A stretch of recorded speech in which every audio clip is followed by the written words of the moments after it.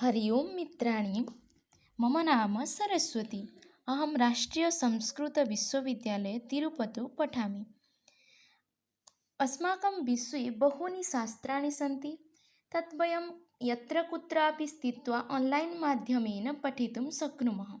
तद्वत् अस्माकं संस्कृतम् अपि यत्र कुत्रापि आन्लैन् माध्यमेन वयं पठितुं शक्नुमः।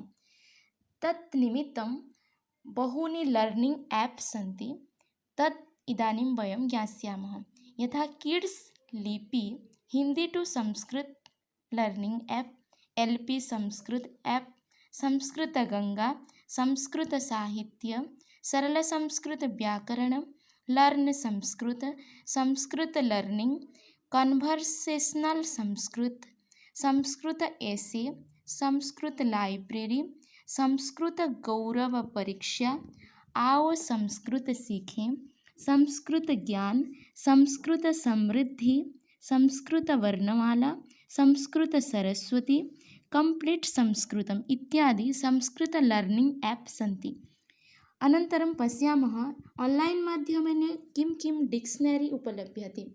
Sanskrit to English, Sanskrit to Hindi, Sanskrit dictionary, learn Sanskrit dictionary, Amarkosh, Shankosh Sanskrit dictionary. व्याकरणनिमित्तं किं किम् एप् सन्ति पश्यामः। सन्धि, शब्दकल्पद्रुम, अष्टाध्यायी.com, शब्दरूपमाला, संस्कृतव्याकरण, संस्कृतधातु, पाणिनीय अष्टाध्यायी। इतोपि धातुनिमित्तं बहवः एप् सन्ति। तत् वयं द्रष्टुं शक्नुमः। स्पोकन् संस्कृतनिमित्तं किं किम् एप् सन्ति पश्यामः। Conversational Sanskrit, speak Sanskrit, learn Sanskrit, learn Sanskrit, Sanskrit, Sanskrit learning little Guru, learn Sanskrit in UK English, Sanskrit Sopanam, Sanskrit translator, Sanskrit Sannidhyam, Sanskrit all in one, learn Sanskrit from Hindi, Kalidas Sanskrit e learning, Sanskrit Shikshan classes, Sanskrit class made easy, Sanskrit e Guru, Saral Sanskrit व्याकरण इत्यादिकं लर्निंग एप् सन्ति। इतोपि पश्यामः संस्कृत बुक स्टडी एप् अपि सन्ति। Listen Sanskrit book Hindi, class 10th Sanskrit NCERT books तत् लभ्यते। इतोपि 9th class, 6th class, 7th class, 8th class एतत् सर्वमपि लभ्यते NCERT books. Sanskrit Hindi literature इति बुक्स एप् अपि अस्ति। संस्कृत स्तोत्रनिमित्तं कानिचन एप् सन्ति। तत् पश्यामः। स्तोत्रमञ्जरी, आल् स्तोत्र, स्तोत्रसङ्ग्रह, अत्र एप् द्वयमस्ति। संस्कृतश्लोक वित् हिंदी,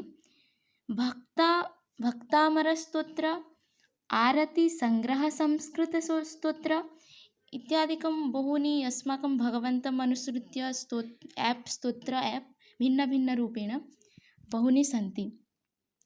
स्तोत्रसङ्ग्रह ऑडियो, श्री वेङ्कटेशस्तोत्र, स्तोत्रनिधि, श्लोकसागर, संस्कृत सुभाषित, संस्कृत श्लोकस् हिंदी मीनिंग, स्तोत्रम संग्रह ऑडियो, स्तोत्रमाला, दैनिक श्लोक, हिंदू वैदिक मंत्र संग्रह, संस्कृत पुस्तकालय, नवग्रह स्तोत्र इन संस्कृत, मंत्र बॉक्स, स्तोत्र ऑल गॉड्स, भगवद गीता इन संस्कृत, स्तोत्र रत्नावली, संस्कृत सुभाषितमाला, वाचस्पत्यम, मंत्र संग्रह, mission Sanskrit Gyan, Devvani Sanskrit, Sanskrit for yoga, Sanskrit typing निमित्तमपि एप् सन्ति।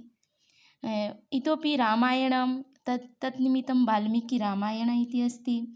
ऑनलाइन संस्कृत सुभाषितानि, संस्कृत कृते नेट एग्जाम निमित्तमपि तत्र प्रीवियस् इयर् क्वेश्चन अस्ति। संस्कृत नेट क्वेश्चन पेपर इति एकम् एप् अस्ति।